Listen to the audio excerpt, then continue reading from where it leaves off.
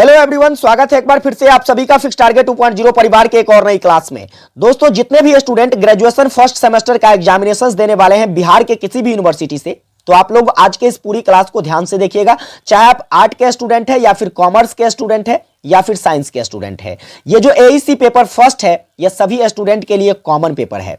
अगर आपने AEC paper first में हिंदी रखा है तो आप लोग आज के इस पूरी क्लास को ध्यान से देखिए। यूनिट नंबर हम लोग क्या कर रहे हैं, तो थर्ड कर रहे हैं एईसी पेपर का, ठीक है। यूनिट नंबर थर्ड में गदखंड है और गदखंड का हम लोग आज सेकंड लास्ट चैप्टर यानी कि 5वां चैप्टर पढ़ेंगे। इससे पहले दोस्तों मैंने आपको 4 चैप्टर 1 से लेकर 4 तक कंप्लीट करवा दिया है। डिस्क्रिप्शन में आपको लिंक मिल जाएगा, अगर आपने क्लास नहीं देखा है तो जरूर देख लीजिएगा। दोबारा आपको यूट्यूब पर कोई दूसरी क्लास देखने की जरूरत नहीं पड़ेगी। देखिए 5वें चैप्टर का नाम क्या है, सदाचार का ताबीज। देखिए सदाचार का ताबीज जो है यह क्या है भाई साहब, एक निबंध है। और किस प्रकार का निबंध है, तो व्यंग्यात्मक निबंध है, यानी कि व्यंग किया गया निबंध है, यानी कि कहे तो हंसी मजाक वाला निबंध है। इस निबंध को हरिशंकर परसाई के द्वारा प्रस्तुत किया गया है। तो हम लोग आज के इस क्लास में यही जानेंगे कि आखिर क्या इसका सारांश है। सदाचार का जो ताबीज निबंध है इसका सारांश क्या है, किसके बारे में जानकारी बताई गई है और किसके द्वारा बताया गया है। और इसके साथ साथ हम लोग इसके लेखक जो कि हरिशंकर परसाई है, हरिशंकर परसाई के जीवन कथाओं के बारे में भी जानेंगे।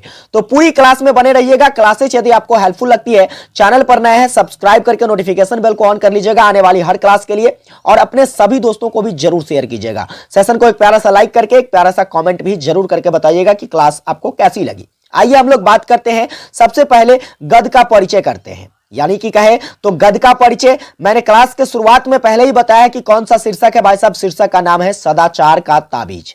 यहां पर अर्थ को समझेंगे कि सदाचार का क्या अर्थ होता है। सदाचार का जो शाब्दिक अर्थ होता है भाई साहब, यह होता है सज्जन का आचरण। सज्जन यानी कि बहुत ही भोले भाले लोगों का आचरण, जिसे हम लोग सदाचार का आचरण कह सकते हैं या फिर शुभ आचरण कह लीजिए, दोनों का शाब्दिक अर्थ समान होगा, ठीक है। यहां पर ताबीज की बात करें तो ताबीज आप लोग जानते होंगे, गांव घर में इसे एक तरीके से कहे तो जंतर कहते हैं। क्या कहते हैं, जंतर कहते हैं। इसी को हम लोग किताब की भाषा में ताबीज कहते हैं। तो यही अर्थ है क्या, सदाचार का ताबीज, यानी कि सज्जन आचरण के लिए जंतर की बात करी जा रही है इसमें। और किस टाइप का ये निबंध है हम लोग पूरी डिटेल में पढ़ने वाले हैं। यह निबंध किसके द्वारा लिखा गया है, तो आप कहोगे सर हरिशंकर परसाई के द्वारा लिखा गया है। और इसे किस आधार पर लिखा गया है, तो याद रखिएगा हरिशंकर परसाई के द्वारा जो है किसी एक देश विशेष में जो है सर्वत्र यानी कि सभी जगह फैली हुई भ्रष्टाचार की व्यापकता पर क्या डाला है, प्रकाश डालने का प्रयास किया है। चलिए हम लोग जानते हैं क्या है इस निबंध की वास्तविकता। तो देखिए इस निबंध के बारे में मैं बता दूं कि इस निबंध में जो है हरिशंकर परसाई के द्वारा किसी एक देश के बारे में चर्चा किया गया है। और वह देश जो है एक काल्पनिक देश है, काल्पनिक राज्य है। कल्पना किया है सिर्फ, ये कोई वास्तविकता नहीं है। यह नाटक जो है यह कल्पना के आधार पर व्यक्त की गई है। वैसे भी नाटक जो होता है ज्यादातर काल्पनिक नाटक ही होता है, कल्पना ही किया जाता है। जैसे आप फिल्म देखते हो तो फिल्म क्या है, एक नाटक है। और आप जानते हो कि फिल्म जो है यह एक काल्पनिक घटना है, वास्तविक घटना नहीं है। उसी प्रकार से हरिशंकर परसाई ने कल्पना करते हुए एक देश के अंतर्गत एक राज्य की चर्चा किए हैं, उस राज्य के राजाओं के बारे में बताया है और वहां फैली हुई भ्रष्टाचार के बारे में चर्चा किया है। अब आइए हम लोग निबंध पर चर्चा करते हैं। तो देखिए निबंध में होता क्या है, तो एक राजा होता है किसी राज्य का, ठीक है, एक राजा होता है और राजा के पास ये खबर आती है कि उस राज्य का जो जनता है, समझ गए, उस राज्य का जो जनता है वह चारों तरफ हाहाकार मचाए हुई है, यानी कि शोर शराबे सुनने को मिल रहे हैं। लोगों के अंदर जो है भ्रष्टाचार जैसी चीजें सामने आ गई है। भ्रष्टाचार कैसी, तो सबसे बड़ा भ्रष्टाचार आजकल आप लोग जानते होंगे वह है घूसखोरी। क्या है भाई साहब, घूसखोरी जो है यह सबसे बड़ा जो है भ्रष्टाचार माना जाता है। और वही भ्रष्टाचार जो है कहां पर फैला हुआ है, तो इस राजा के राज्य के अंतर्गत फैला हुआ है। लेकिन इसकी जानकारी जो है राजा को कानो कान नहीं रहती है, राजा को इस पर नजर नहीं रहती है। तो राजा एक सभा बुलाता है और सभा बुलाने के बाद जो है अपने दरबारियों से पूछने का प्रयास करता है, हमें तो कोई भी भ्रष्टाचार देखने को नहीं मिलता है, क्या आप लोगों को ऐसा दिखता है जो राज्य के अंदर कुछ भ्रष्टाचार इस प्रकार की फैली हुई है। तो वहां जो दरबारी होते हैं, जितने भी वहां पर सभा में उपस्थित लोग होते हैं, वह सब भी उसे भी लगता है कि भाई साहब यह वास्तविकता नहीं है। लेकिन फिर भी राजा का आदेश होता है कि चलिए आप लोग जो है इस पर अमल करने का प्रयास, यानी कि खोजने का प्रयास कीजिए कि लोगों के द्वारा जो समाज के अंदर, राज्य के अंदर इस तरीके का कोलाहल मच रहा है, क्या यह सही है या गलत है। ठीक है, तो लोग अब क्या करते हैं, उनके जो दरबारी हैं या फिर उस सभा में उपस्थित लोग जो हैं वह क्या करना शुरू कर देते हैं, इसकी छानबीन करना शुरू कर देते हैं, खोज करना शुरू कर देते हैं। 2 महीने की जांच के बाद जो है विशेषज्ञों के द्वारा राजा को बताया जाता है कि भ्रष्टाचार बहुत है पर उसे पकड़ नहीं पा सकते हैं। अब ऐसा कौन सा भ्रष्टाचार है भाई साहब, जो भ्रष्टाचार तो फैला हुआ है लेकिन उसकी जड़ों को पकड़ी नहीं जा सकती है, उसे खत्म नहीं किया जा सकता है। तो उस विशेषज्ञों के द्वारा यानी कि जो टीम जो है इसकी जांच परख के लिए निकली थी, उस टीम के द्वारा यह बताया जाता है कि भ्रष्टाचार जो है यह काफी सूक्ष्म है और अगोचर है, यानी कि काफी छोटा सा भ्रष्टाचार है जो कि सर्वत्र जो है यानी कि सभी जगह फैली हुई है। वह देखने की नहीं अनुभव करने की चीजें हैं, ऐसा विशेषज्ञों के द्वारा राजा को बताया जाता है। राजा इस भ्रष्टाचार को ईश्वरीय शक्ति या फिर ईश्वरीय देन मानकर उन विशेषज्ञों से पूछने का प्रयास करता है कि क्या भ्रष्टाचार एक ईश्वर है। तो उन विशेषज्ञों के द्वारा क्या उत्तर दिया जाता है, तो उत्तर स्वरूप उनको प्राप्त होता है कि भ्रष्टाचार भी जो है अब ईश्वर हो गया है। और इसी शब्दों को स्पष्ट करते हुए विशेषज्ञों के द्वारा राजा को बताया जाता है कि आपके सिंहासन के रंग का जो बिल है यह झूठा बनाया गया है, यह भ्रष्टाचार के घूस के रूप में फैला हुआ है। किसके रूप में फैला हुआ है, भ्रष्टाचार के घूस के रूप में फैला हुआ है। जब राजा ने उनसे इसे दूर करने का उपाय पूछा तो उन्होंने व्यवस्था में बहुत से परिवर्तन करने और ठेकेदारों की प्रथा समाप्त करने के लिए कहा। किसके द्वारा यह बताया गया, विशेषज्ञों के द्वारा राजा को बताया गया कि सबसे पहले आप विधि व्यवस्था में परिवर्तन लाइए, इसके साथ साथ यहां जो ठेकेदारी प्रथा चल रही है इस ठेकेदारी प्रथा को समाप्त कर दीजिए। अब राजा को इसे दूर करने का उपाय तो पता चल गया, लेकिन थे तो वो राजा।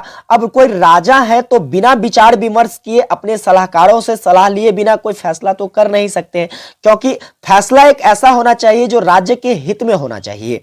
अहित में होगी तो फिर राज्य की भलाई नहीं होगी, राज्य का विनाश हो जाएगा। समझ गए? तो इसीलिए राजा ने विचार के लिए क्या किया, तो एक योजना रखी और उन्होंने इस पर विचार करना ही उचित समझा। राजा और दरबारियों ने विशेषज्ञों की योजना का अध्ययन किया। राजा सोच सोच कर बीमार हो गया। अब देखिए होता क्या है, तो जब परिस्थितियां काफी जटिल हो जाती है तो कहीं ना कहीं आपको इस चीज पर काफी ज्यादा सोचना पड़ता है। और ठीक उसी प्रकार से राजा साहब जो थे वह काफी इस चीज पर थिंकिंग करना शुरू कर दिए। अब इतना ज्यादा उस पर सोचना शुरू कर दिए कि वह खुद सोचते सोचते बीमार हो गए। अब राजा को बीमार देख एक दरबारी को रहा नहीं गया। एक दरबारी के द्वारा क्या किया गया, तो राजा को सलाह स्वरूप बताया गया, सलाह देते हुए बताया गया कि देखिए इस योजना को आप छोड़ दीजिए, ठीक है, यह योजना सफल नहीं होने वाली है। आप कुछ ऐसा उपाय सोचिए जिससे बिना ज्यादा उलटफेर किए हुए इस भ्रष्टाचार को समाप्त किया जा सके। फिर क्या था, उस दरबारियों के द्वारा क्या किया गया, तो एक साधु को खोजा गया। अब देखिए यहां से ताबीज की कहानी शुरू होती है। अभी तक की कहानी जो थी कि राजा के राज्य में जो था वह भ्रष्टाचार किस रूप में सामने आ रहा था। भ्रष्टाचार जो है भाई साहब यह घूसखोरी के रूप में सामने आ रहा था, क्योंकि जो भी क्या कहते हैं ठेकेदार हुआ करते थे वह घूस लिया करते थे। इस घूसखोरी को दूर करने का उपाय भी बताया गया उनके दरबारियों के द्वारा, लेकिन उस पर काफी ज्यादा गहन अध्ययन करने के पश्चात, उस पर काफी ज्यादा सोचने के उपरांत जो है क्या होता है, राजा बीमार हो जाता है।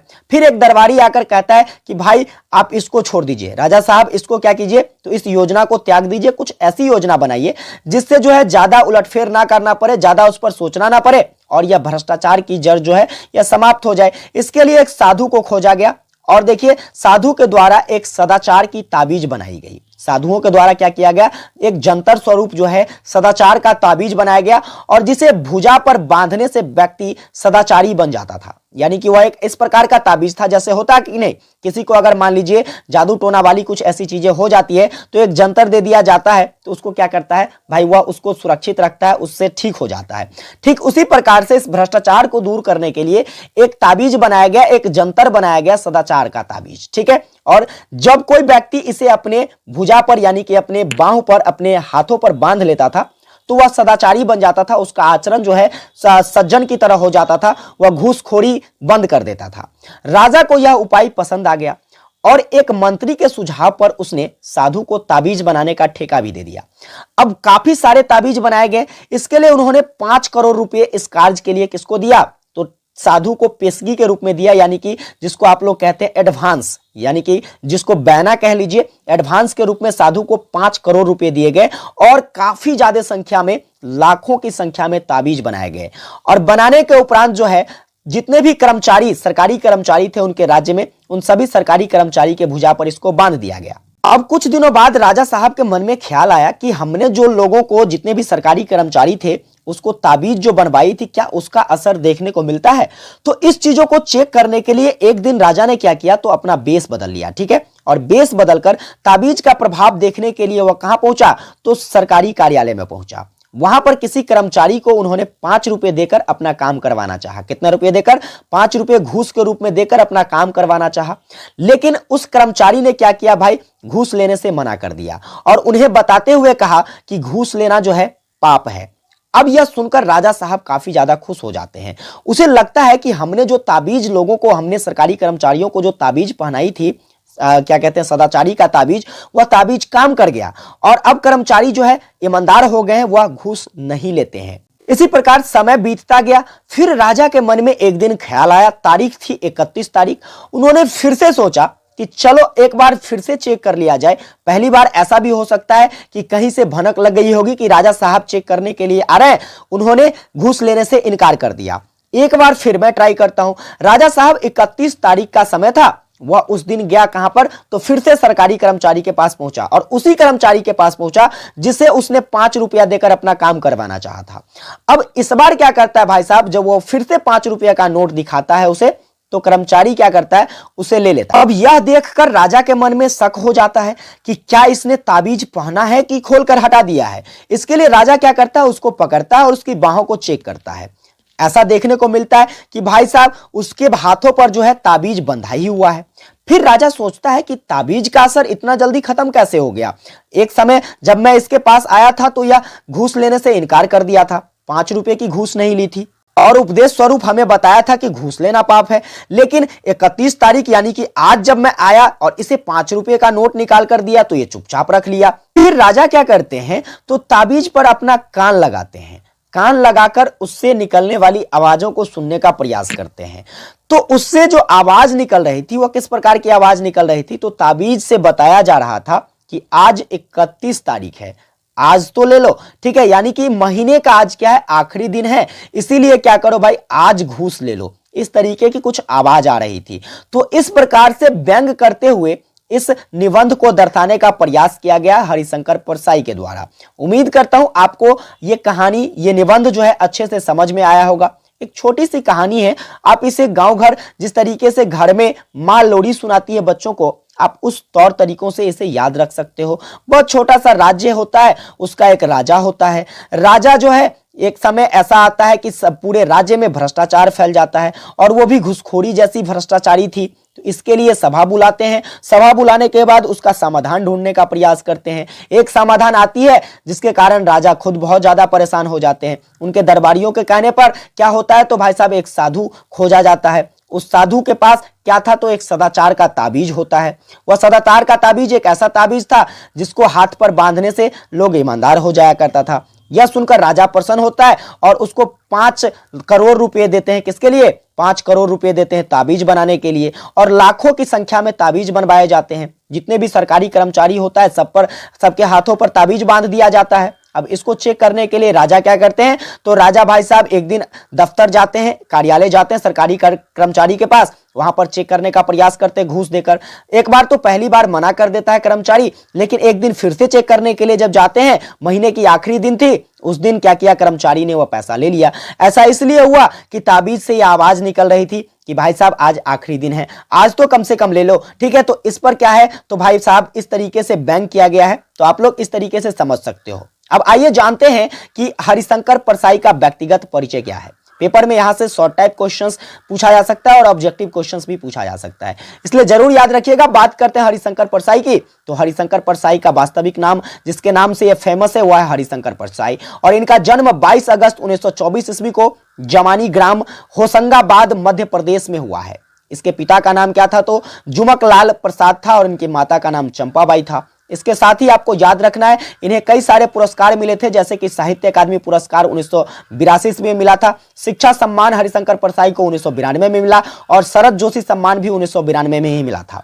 अगर बात करें इनके साहित्यिक काल की तो यह आधुनिक काल के लेखक थे, आधुनिक काल के साहित्यकार थे। जिनकी मृत्यु कब हो जाती है हरिशंकर परसाई की, तो भाई साहब 10 अगस्त 1995 में जो है जबलपुर के मध्य प्रदेश में इनका क्या हो जाता है, तो मृत्यु हो जाता है। और एक पत्रिका याद रखिएगा जिसको इसके द्वारा संपादित किया गया था, वह था वसुधा पत्रिका। ठीक है, और सबसे इंपॉर्टेंट पॉइंट याद रखिएगा हरिशंकर परसाई की, जो कि आपकी क्या है, तो यहां पर सबसे प्रमुख रचना हरिशंकर परसाई की, जहां से आपके पेपर में क्वेश्चंस पूछे जा सकते हैं। पूछ लिया जाए कि तट की खोज किसकी रचना है, तो आप कहोगे हरिशंकर परसाई की।